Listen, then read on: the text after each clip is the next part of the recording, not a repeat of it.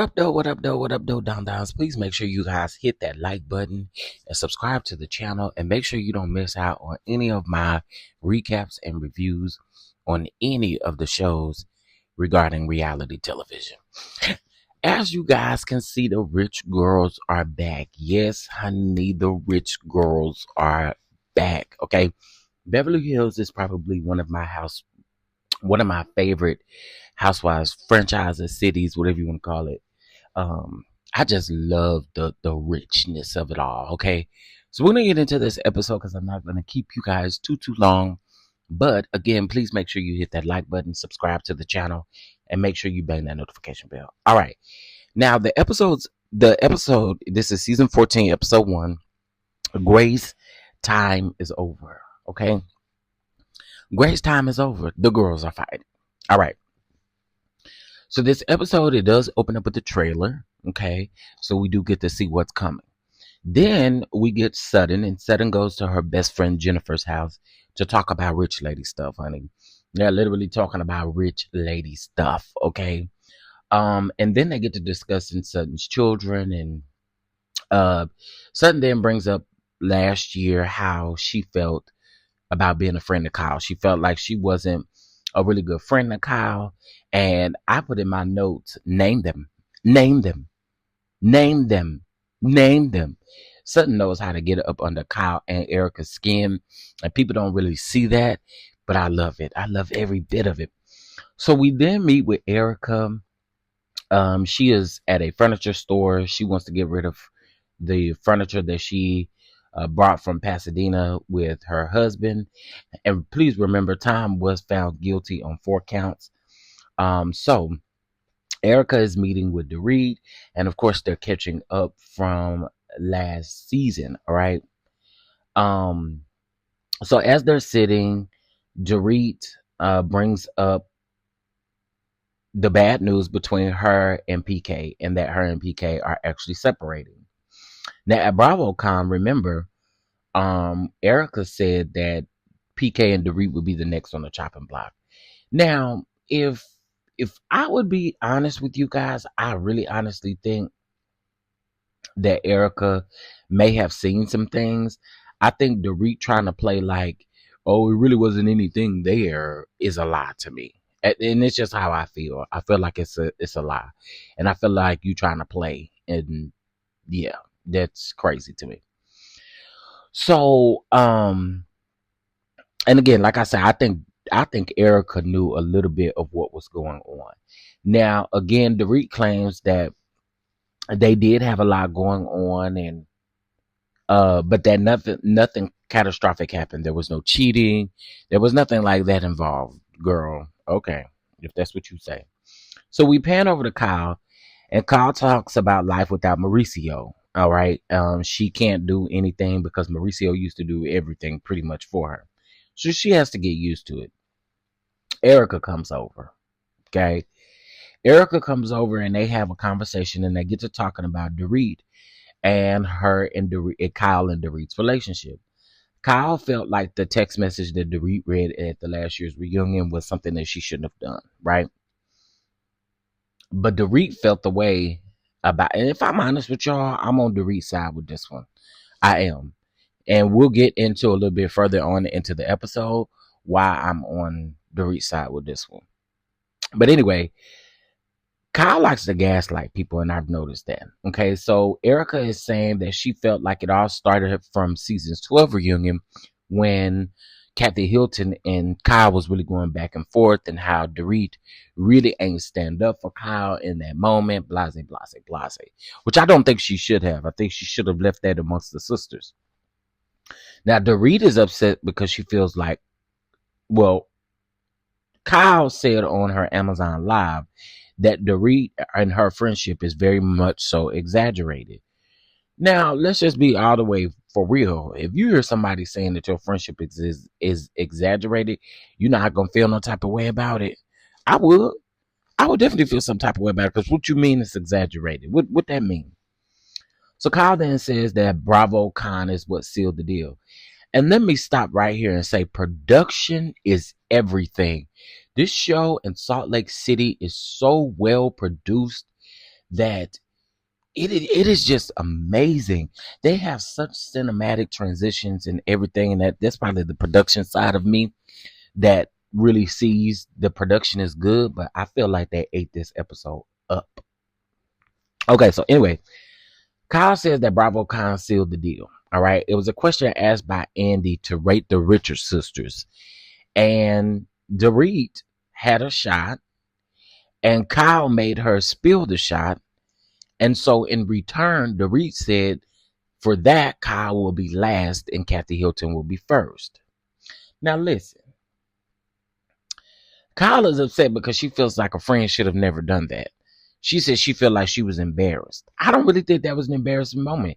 You spilled that little shot on her, and I felt like it was just a little shady, little kiki. Now, typically, Dorit kind of rubs me the wrong way, but in this situation, Kyle is just doing the most. And I don't know if she's taking out what she's dealing with when it comes to Mauricio and her family onto, but it just seems extremely strange. And I just had to say that. Like, I don't understand where it comes from. I don't get it.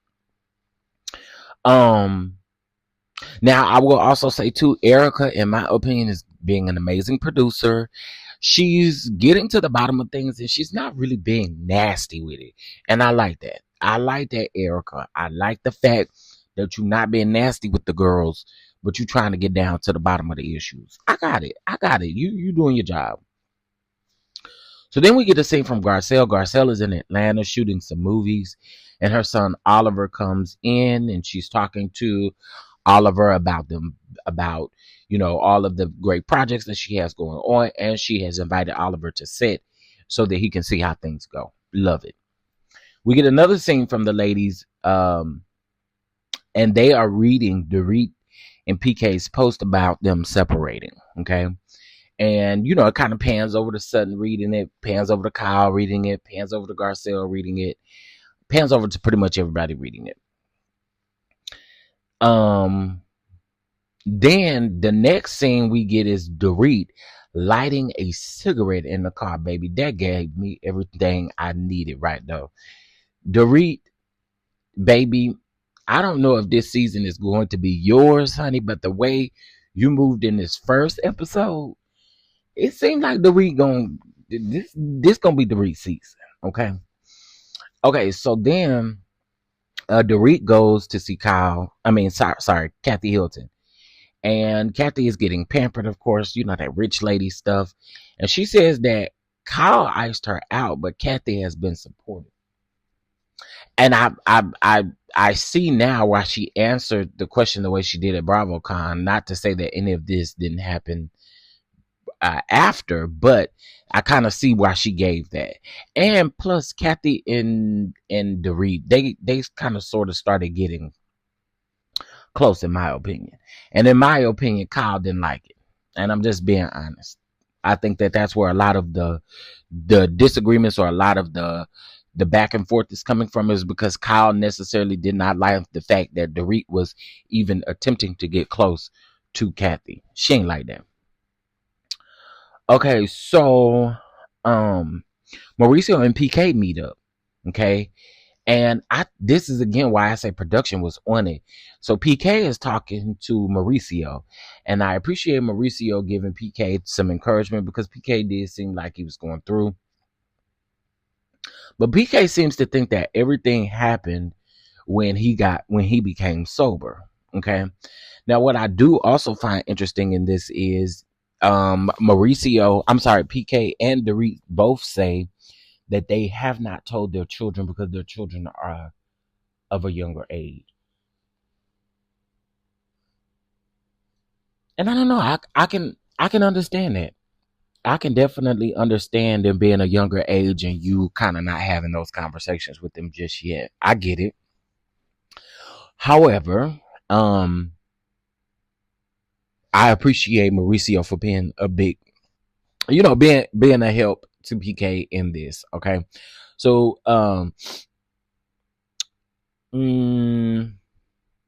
also, Dorit feels like she listens, but PK feels like she does not listen. She's not a good listener. Okay. So So then it also sounds like to me that Dorit wanted to work it out, but PK was more so like, nah, the door is kind of closed. And, now Dorit feels that same way that PK feels. So we're going to see how this going to play out throughout the season. So then we head over to Sutton's party. And I can't remember what the theme of Sutton's party was, but it's rich girls. Ain't got nothing to do with me, honey. But I do love how her setup was outside. Like, it looked very elegant and very, like, rich girlish. You know what I'm saying? Very rich girl. Giving very rich. Okay, so the new housewife, Boa, is it Boa? Y'all gonna correct me if I'm wrong.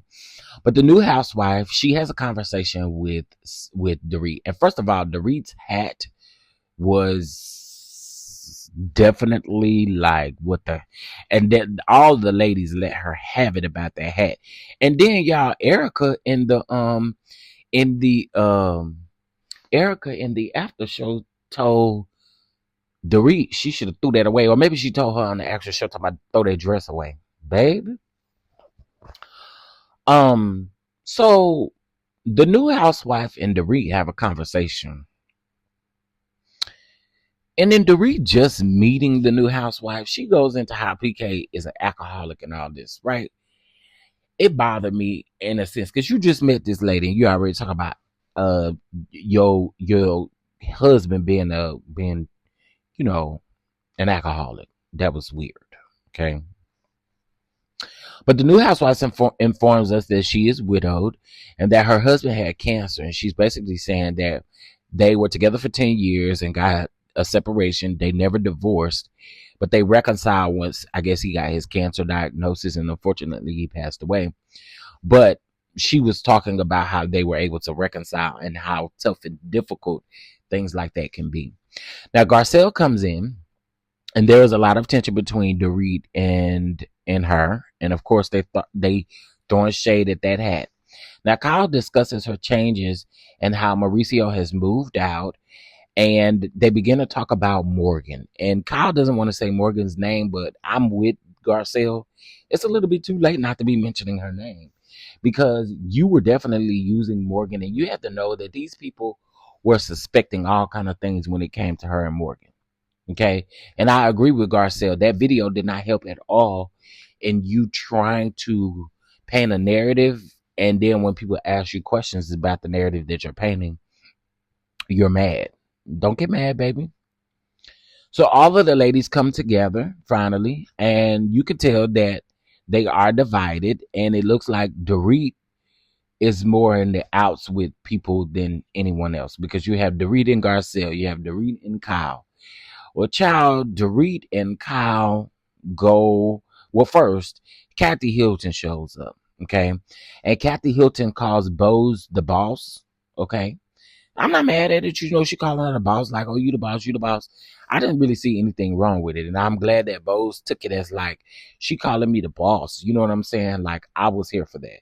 Take it that way. Don't take it a different type of way. But here's what I'm going to say. I don't want to hear y'all say nothing about the black women when the black women wig fall off, or when they snatch the wig off, or when they do certain things. Don't y'all say nothing about the black woman, because Kathy sat up there at this party with a whole bunch of people and was taking her extensions out, talking about she hot. Baby, Kathy just don't care. That's just living a life of being rich. You just don't care. Kathy don't care. But I enjoyed it, okay? Now Dorit and Kyle have a conversation, and Kyle apologizes for what Dorit and PK are going through. And then I got irritated throughout this conversation because I felt like Kyle was not trying to listen to anything Dorit had to say. Dorit was, I feel like, and I may be on the outs with this one, but I feel like Dorit's reasons for being upset with Kyle are very valid. You know what I'm saying? I do not feel like Kyle was being a good friend. I just don't. I really don't. And Kyle in this moment is being very passive aggressive and gaslighting. Like, girl, you can't tell me what I cannot be upset about. Okay. And honestly, You want me to take accountability in certain situations. I want you to take accountability in certain situations. And again, I don't think that Bravo Con thing is anything that Kyle should be mad about. Like, let's just keep it a book. I do not think that Bravo Con situation should be anything you should be mad about, because I feel like it was shade. I feel like it was some cute shade. I don't feel like it was meant to be that. And she's talking about, Kyle talking about, well, who do they real friends like that? Well, who do they real friends like you doing? You being so dismissive. Okay. So dismissive. So we continue that conversation next week, actually. So again, it just be like, let's just not. Let's not. Okay. Kyle is very vindictive. And in my opinion, this is your season. You deserve everything you getting. The back and forth with Dorit, you get it at this point. I mean, I'm sick of Kyle, child. I'm sick of Kyle. But that was mainly the episode. This was a very good first premiere episode. I would rate this episode a 10. The production was on point. The ladies did their thing. And we saw all of the ladies in the first episode. And I think that is absolutely dope as well. The Beverly Hills girls they understand the assignment. And in my opinion, they understand the assignment over any other franchise. I'm sorry, over any other city. Of course, other than Atlanta. Atlanta's gonna always understand the assignment. But when it comes to these Beverly Hills girls, the richness, the everything about them just exudes excellence. And I just love it. So with that being said, tell me what you would rate this episode. Again, I'm glad Kyle is getting what Kyle deserves. Because Kyle is ridiculous. Let's just keep it all the way 1,000. All right. Anyway, y'all, please make sure y'all hit that like button. Make sure you subscribe here on the channel. And also, make sure you hit that notification bell so that way you are notified anytime that I do decide to upload a video or do any other reviews. All right. Peace and blessings.